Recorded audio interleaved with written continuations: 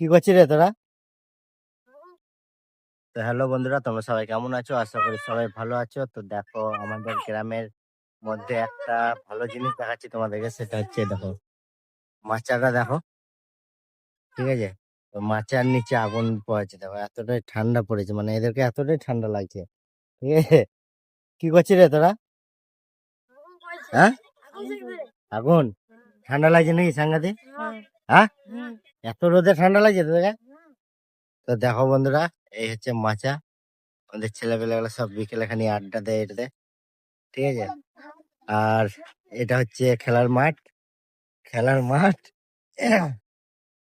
ঠিক আছে? এটা হচ্ছে খেলার মাঠ। তো এই খেলার মাঠে আমরা প্রচুর ছোটবেলায় খেলাধুলা করেছি।